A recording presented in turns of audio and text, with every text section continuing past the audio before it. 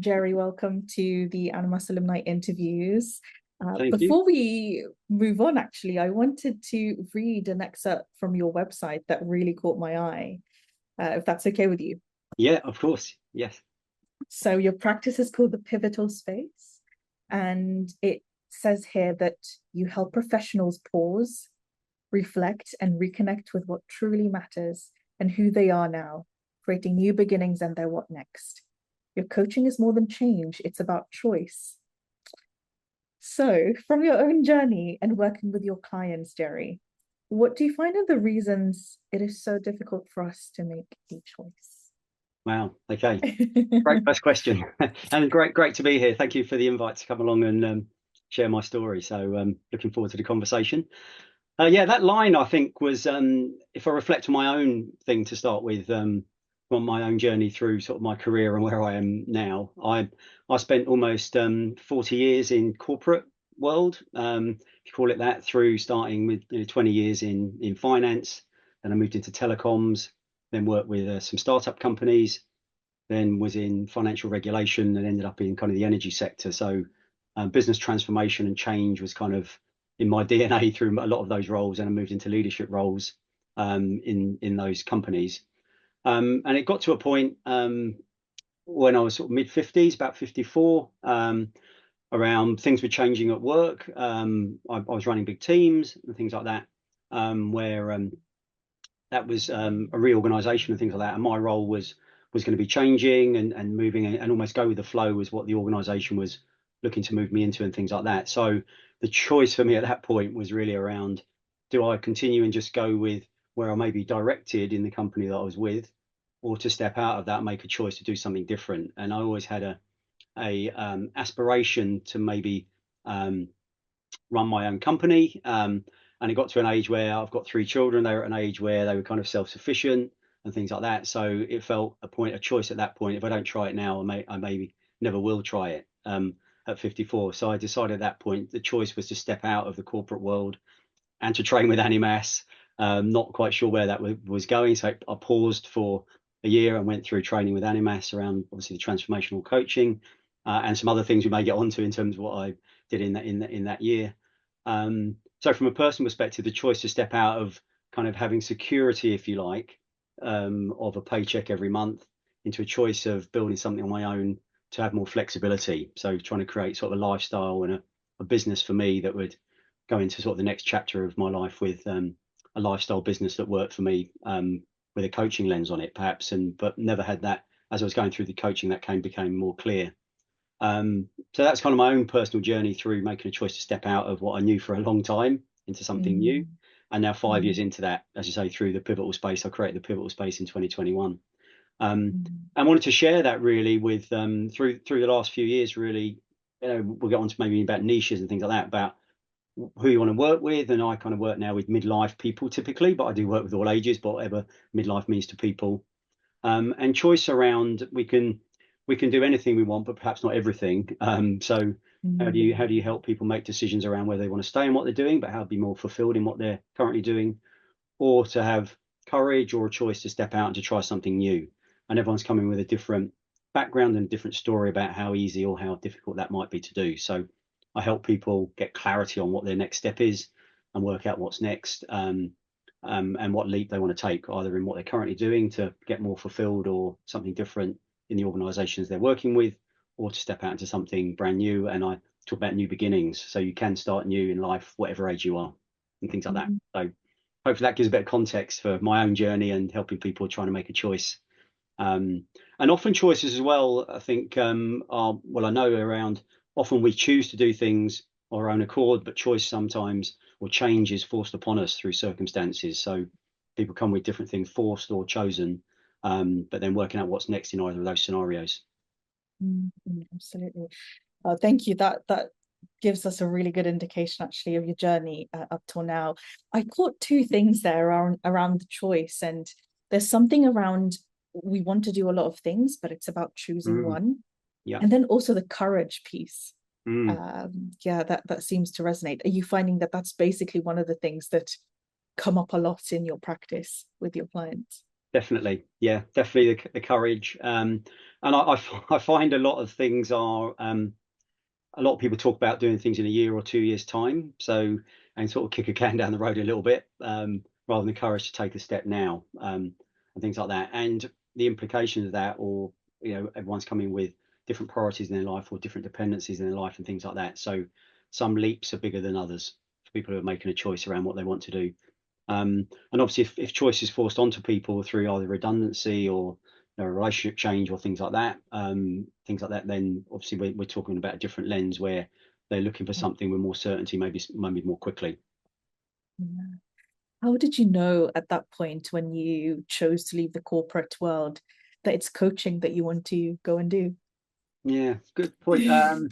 Well, I loved in my role in the last two companies I had, I was kind of responsible for a lot of training, and ran some big teams. So I'd be doing a lot of telling, I suppose, in training, but also would coach people in a informal way in that perspective around training as people are learning to grow, and into the team as well. A lot more about performance, maybe coaching and things like that. But one of the decisions, when I was choosing to go with Animas, was around I had a lot of intros with a number of different coaching companies, but one of the things I liked about and why I went with Animas was around looking inside to what happens outside around the transformational coaching, where I felt some of the other schools that I looked at, and everyone's different, I felt that was perhaps more of the same, more of a corporate style training around more performance and goal setting, which comes into the whole breadth of things we do with Animas, but Animas gave more transformative of looking inside and outside. And coaching, I've always loved working with people. That's the thing that resonates through everything I've done, really. I love working with people. I love seeing people grow. And if you spoke to people I work with, hopefully I created an environment when I was leading teams that people could grow in the teams and supporting individuals to sort of flourish. That was I hoped to do that when I was sort of in my leadership roles and team leading roles. So coaching, I think, was a natural extension of almost getting formally trained in that, but I knew it would give me something else personally and potentially professionally in terms of a business off the back of it. Absolutely. You mentioned the looking internally. Mm. So when you were doing the training, I wondered what that was like for you. So being you training as a coach, what was that experience like for you? Yeah. Yeah, it was great, but it's hard. I think one of the so as a year really with Animas from start to finish. One of the great things I think about the coaching with Animas was around sort of the community of it and being vulnerable to look inside, because I've always, maybe as a leader, has led you'll kind of never show that vulnerability maybe sometimes of opening up. So I think it created the environment to open up and look inside. And one of the things I'm website about, we all have pivotal moments in our life, and I've probably had many of different things through changing career, divorce, moving houses a lot, new relationships, all of those things. So actually opening up on those things was brilliant for me, but hard to do. But it was great to do it in a community that felt supportive, never judged. And one of the beautiful things around coaching is non-judgmental. It could be just a space to say what you needed to say and no one judging it, and that listening, and just often one question would come back, but then you'd open up in the coaching to share more just in that open space. So I loved it from that perspective, but challenging at times and intense, but all the time going through and just learning about ourselves was great. And I know going through it as well, I was always thinking that if that didn't go into a business for me, or I was using it in a professional capacity, just learning about ourselves through the training would be so valuable just in life skills. And that was one of the great things I liked going through the training with Animas, was just finding out about ourselves is so rewarding, and then you choose what you do with it, back to that choice word. Yeah, absolutely. And were there things that were unexpected for you in the training? Anything that stand out to you for anyone who's thinking of doing this, basically? What surprised you the most? What surprised me the most? Probably what had been invisible to me for many years. So coming through kind of quite a corporate route, I was kind of, maybe there are obviously a lot of different individuals, but kind of in that corporate kind of guardrails, if you like, in terms of how I was training or growing as an individual. One of the beautiful things I learned the most was with Animas particularly, was people coming from all different backgrounds, and all different communities. So just hearing stories of others was so rewarding and so humbling in a way as well, around that what you can learn off others was as much as the course content, learning as much, if not more, through the individuals that were sharing kind of on my cohort and things like that as well, how we grouped as a team and just the different backgrounds and different stories that people were bringing to it. So that was a great thing through it. And did it surprise me the most? It was just one really nice thing that came through it, I suppose.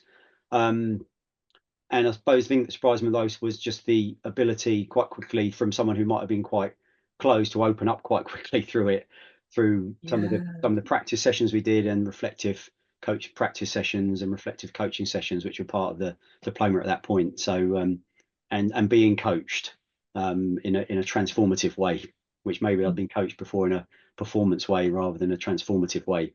So people asking difficult questions and responding to those in a way that felt authentic, and not being frightened to talk authentically and honestly. Yeah, completely. Because with your experience with corporate, actually, one of the questions I wanted to ask is, whilst that focused on a lot of performance level of change, how did that help you in your coaching? Yeah, basically. Yeah, two ways really. First of all, I suppose I was quite organized and got stuff done. So I chose a route of setting up my own business. There's many routes you can take as a coach. So I was quite organized and structured around setting the business up. So I kind of knew some of those things to do. Although things like tech and things like that, I'm hopeless. So I had to get some support around those sort of areas. But so it was from an organization point of view, and in my role, I was problem solving a lot in my leadership roles and in team leading roles. So problem solving in a way of giving people the answer, but I was actually sort of looking to give myself the answer when I was sort of building the business. I suppose when I was coaching, it was stepping back from telling to listening, and having a consciousness about that. But also, I would say in my business, I coach and I mentor, and I wear kind of different hats. So the sort of type of people that I work with, we agree, at the start that if it's useful, I might share something. It doesn't mean they need to follow it, but I would label it, this is not coaching now. If I was in that situation, I may do something like this. So it wasn't about packing away 40 years of experience, about when to bring it in the right way without telling people what to do, but sharing an experience that might be useful from that perspective, but always in the interest of the client, as opposed to just saying it for your own ego or things like that. That's really useful, because oftentimes when I speak to prospective students and they first hear the definition of coaching, which is non-directive, all of that, they start to have the concern of, am I just a blank slate? What can I put myself in that scenario still? What about my previous experience? So how did you work that? How did you work around that later on? Having the balance. Yeah, I think the balance is important. I think it came out through the training and some of the things that I've done in various workshops and things with Animas off the back of getting qualified 5 years ago, was around, I remember at the time it was around, coaching is a skill, kind of not a business, but coaching is one layer on all of the other things that you do. So you don't pack away all your experience.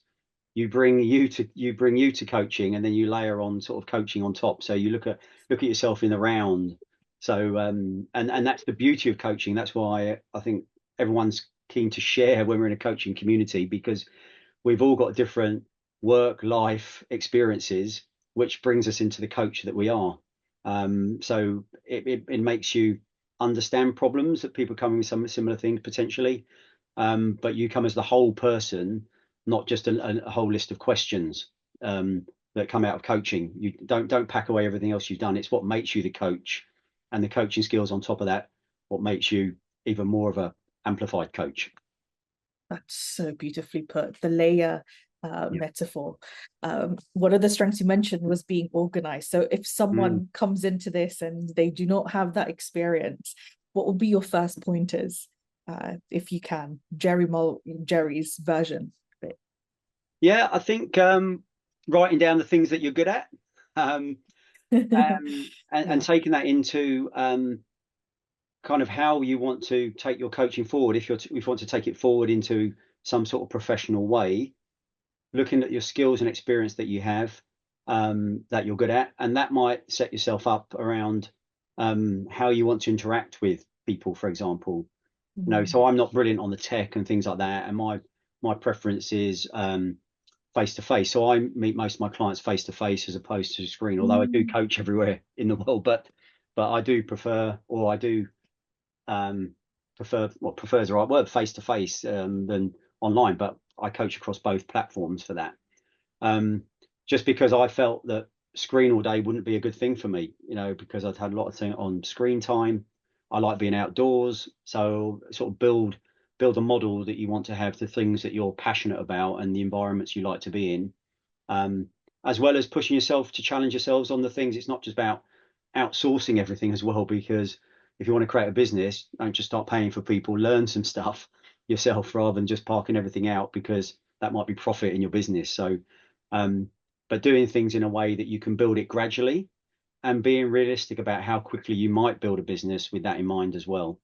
Around whatever leap you take, do you stop with something, try and build 100 clients overnight? I found that it's very difficult to do, but how you might build your business or your client base, what you need to earn, all those type of things comes into kind of how you want to work and how you want it to fit into your lifestyle and things like that. So it's a bit of a long answer for that. I don't know if it's answered it, but it was kind of bringing all the things you're good at and taking that forward about how you create something that works for you. Yeah, absolutely. From your experience now, if someone asked, how long does it take to create a successful coaching practice? What would you advise? What would you say on that? I know it's, how long is a piece of string, but if you were to do it again, with what you know now. Well, first thing I say is, what does a successful coaching practice mean? Yes.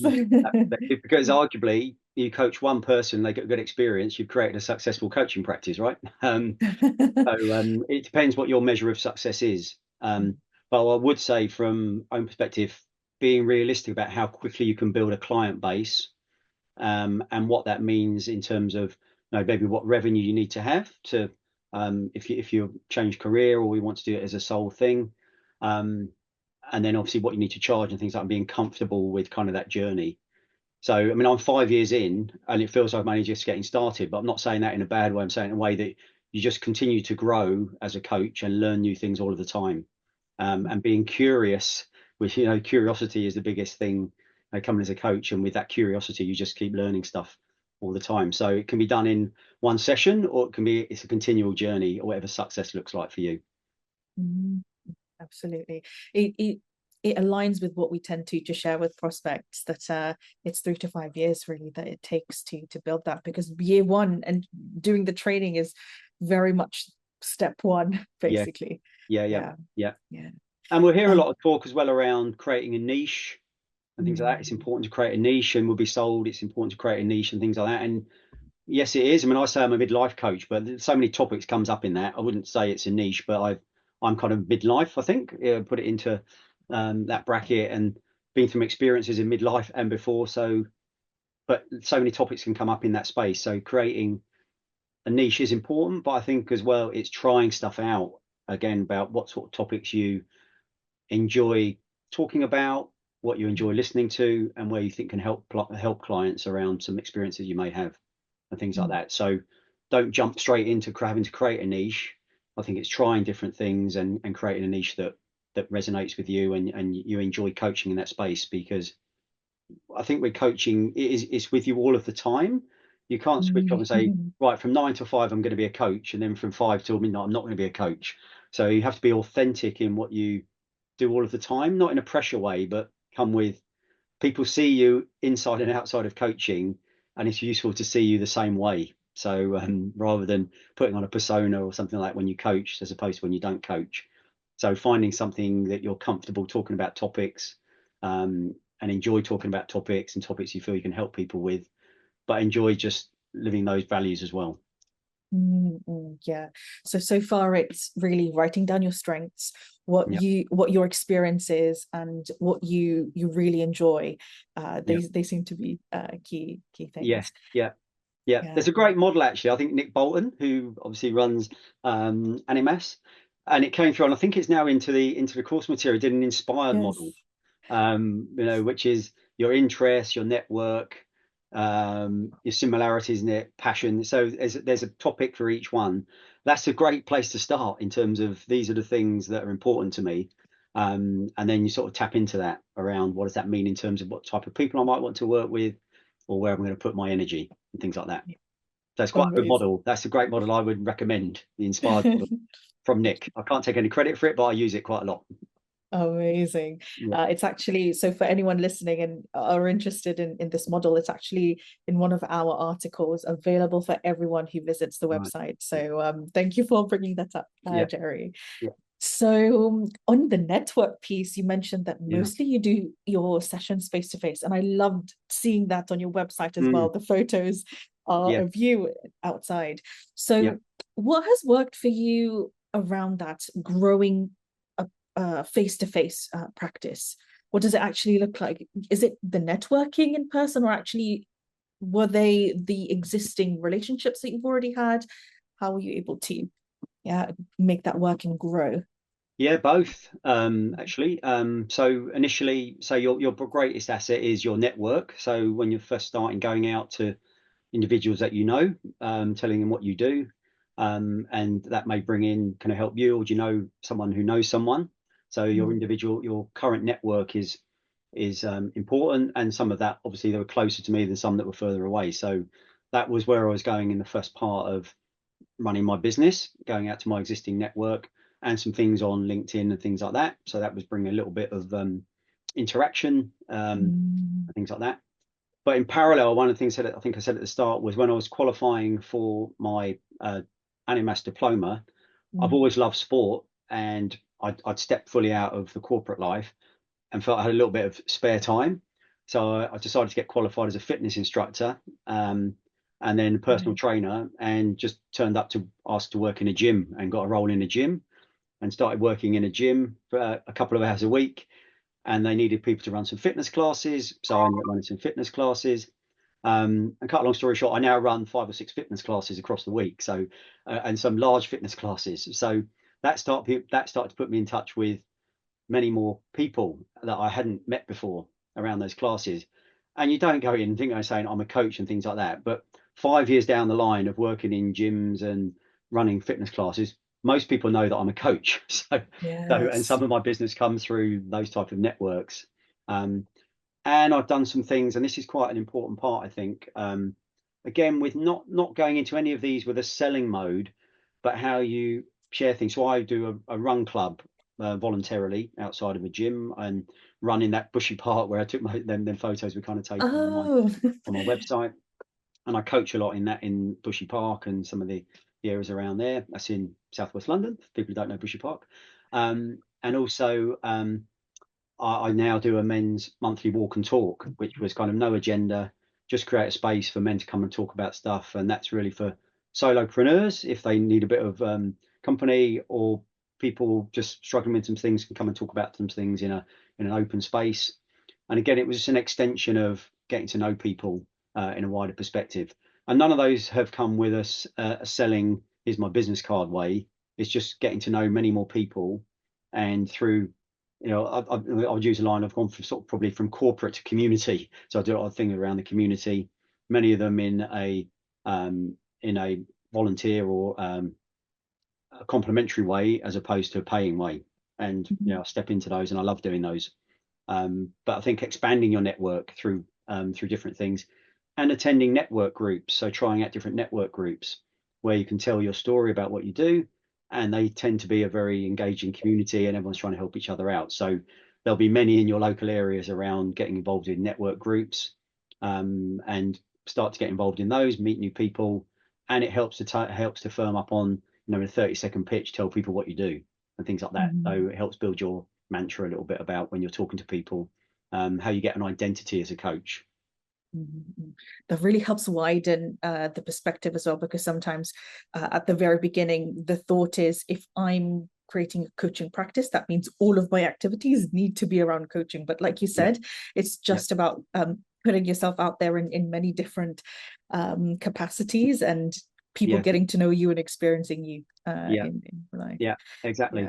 And I was thinking about the interview today, the things with mean, I'd never ran big fitness classes and personal training and that till 5 years ago as well. But I think the coaching thing gives you an inner confidence going through Mhm. coaching, so you learn about yourself. And whilst I'd stepped in front of some teams to run some training, actually going into a completely different environment, running big fitness classes is a bit daunting. But I think when you regroup, taking your coaching skills into play, regrouping, getting space to breathe, and going in and having the confidence just to run it in a way, I think the coaching skills play into that as well. So it's helped me be, I think, a reasonable fitness instructor or personal trainer, but they've come in and helped me in those other areas of things that I do. What has that helped solidified the coaching skills, that leads to that confidence, you think?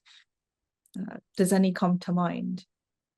Um, yeah, a few. I think one of the things I would say to many people, build your own thing. If you make mistakes and things like that, particularly like fitness, that you amplify it yourself more than others, I think.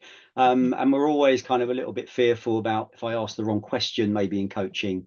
When I coach some coaches, if I ask the wrong question, I come with a list of questions.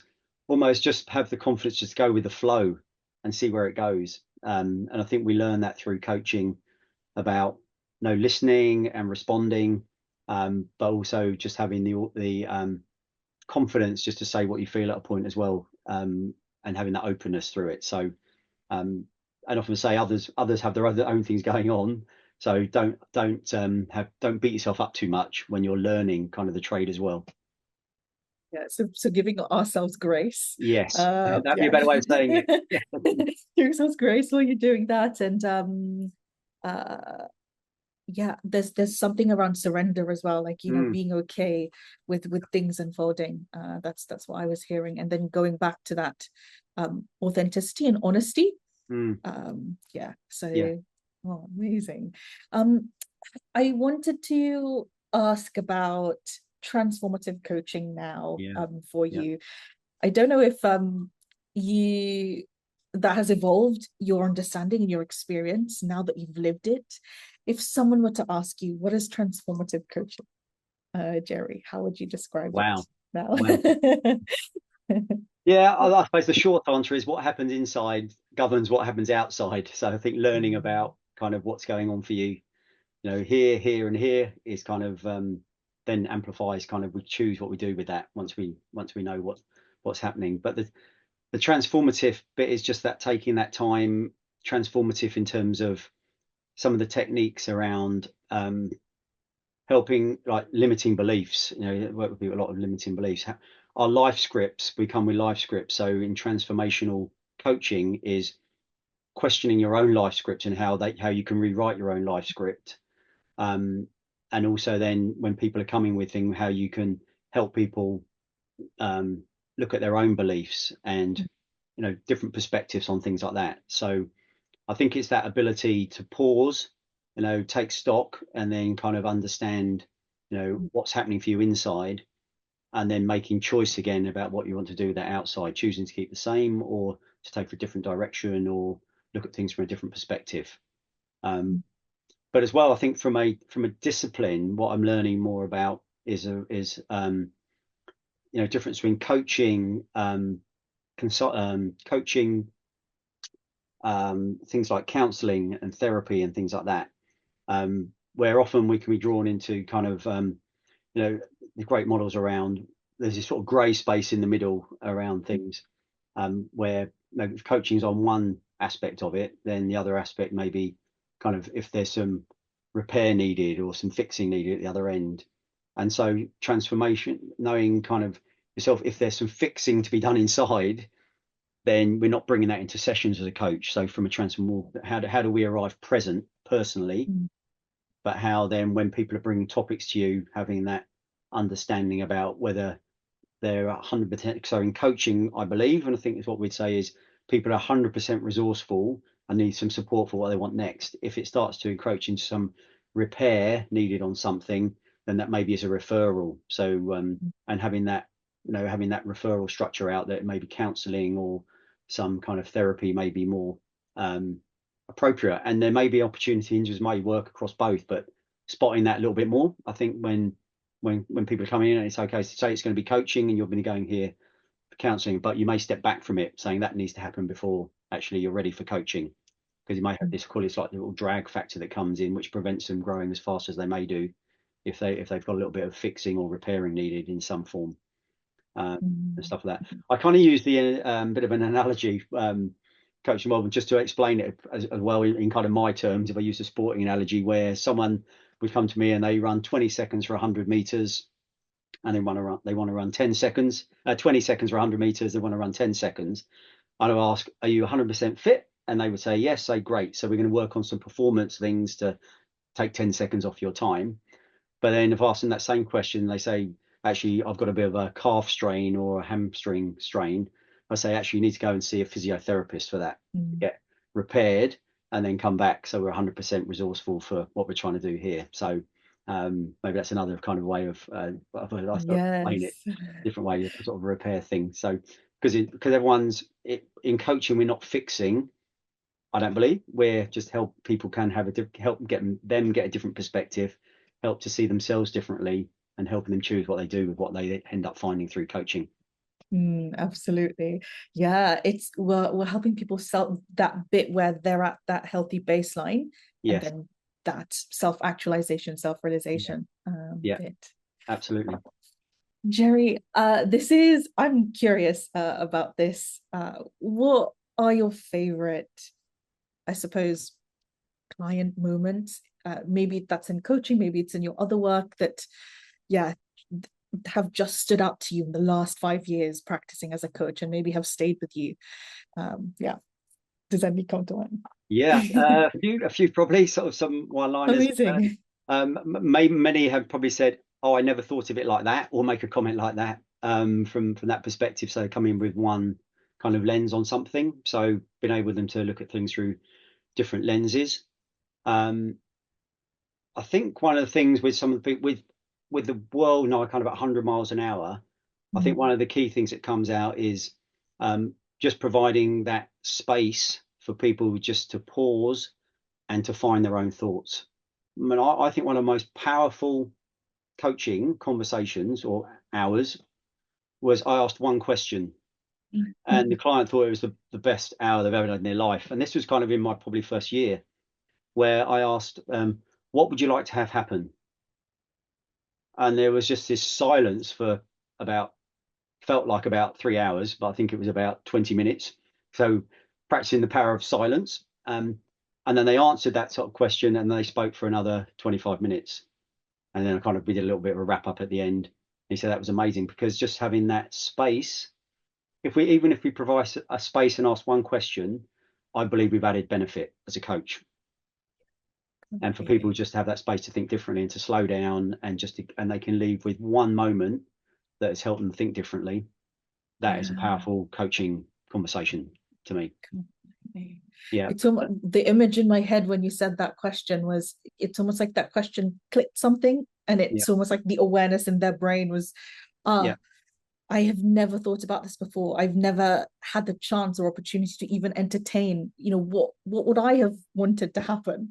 And that's enough to create the new possibility, the new beginning. Yes. But many light bulb moments, I think it's, at the end, I always ask at the end, what's your key takeaway? And them sharing kind of one or two things around that.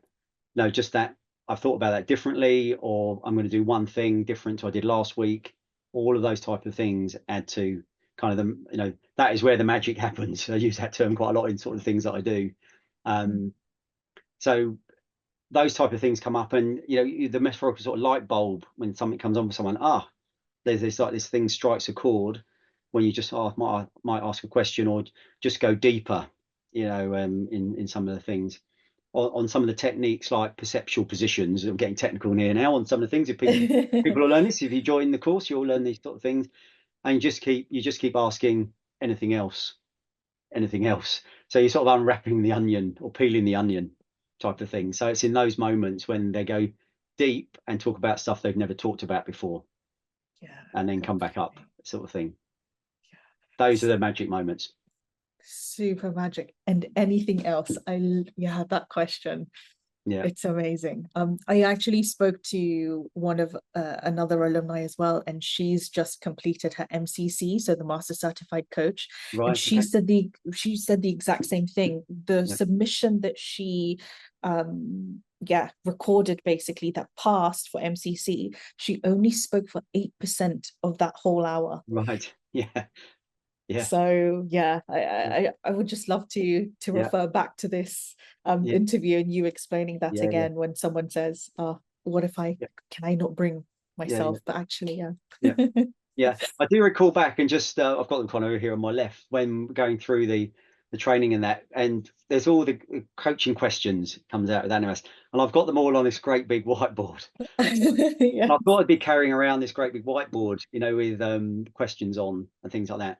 And I think I have referred to it like never, because it's about being in the moment. If you come too scripted, you can over prepare for a coaching session, and it's responding to what the client brings rather than coming with, I need to get through these 10 questions in this hour and things like that, and find the flow. But keep trying to have that judgment in terms of keeping the flow of the session, but not feeling pressured to get these questions out in a kind of a rapid sort of fire way, responding to what comes from the client and giving the next question for the benefit of the client. When you talk about it, it sounds like it can come naturally. Did it come naturally to you to um yeah, not go through the 10 questions, or is that something that you've actually I need to work on stepping back? Yeah, I think continually working. Yeah, I mean, because I'd always have it kind of as a reference point. So maybe that was a comfort blanket, but I don't think I ever referred to it. And then, lost the comfort blanket, by not having referring to it. So we've got kind of that. Plus, we've got our toolkit of things, which are probably a bit more front of mind. All the techniques we come with in coaching. So through all the different modules, we'll get a little model that goes with it about how I might put this one in and that one in and things like that. And don't get me wrong, use some of those, but also build your own kind of models as well, what works for you. And so you can bring anything you like to a coaching conversation that might help the client. So that'd be more of the journey about, as you get things, I tried that out and it kind of worked, or I saw something that might work in a session for what their topic is going, what's going on for them, dropping something in that might resonate, might open something else up and things like that. So having those as a comfort blanket, I think, was the thing for me, but then gradually losing the comfort blanket and building kind of things that you get used to working with those things, but also building new models or new techniques and things like that as you grow in the things that you do, coaching that you do, and learn new things. There's so much freedom after Yeah. training, isn't it, as you develop your craft. That's so Yeah. amazing, Gerry. Thank you Yeah. for sharing. Is there anything else that you would say to someone who is at the start of this journey that perhaps we haven't quite touched?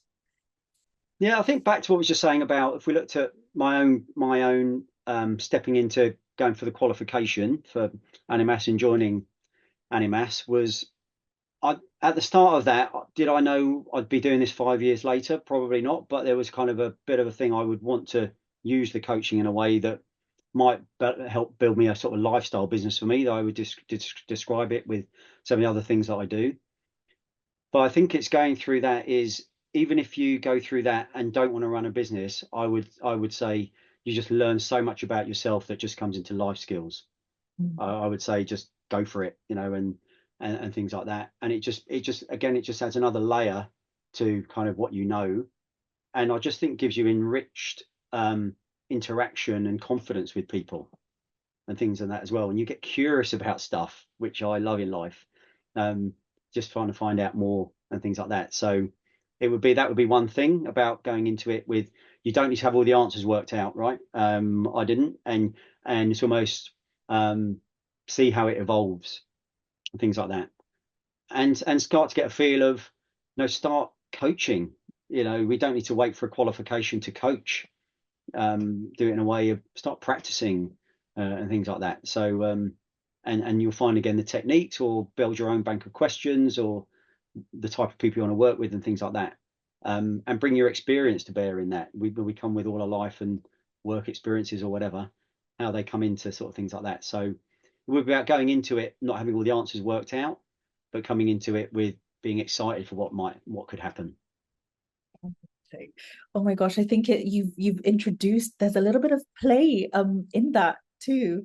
That you can be creative in this learning process. And I love that you said that we don't have to have the answers figured out at the very beginning. I think that's No. it relieves the pressure Yeah. for a lot of people. Yeah, absolutely. One of the nuggets I do say to people, perhaps because one of the things I love about, I'm still involved with loads of Animas communities. So we're in a cohort of weekly we meet and things like that. And we joke about some of the Amazing. things. So 5 years later, and I just feel it's just building as well, which is really great. Was around thinking when you want to, I would say never give anything away for free. Because often people say, should I coach for free or should I charge and things like that. There's sort of some words that I never use in my vocabulary. I don't do anything free.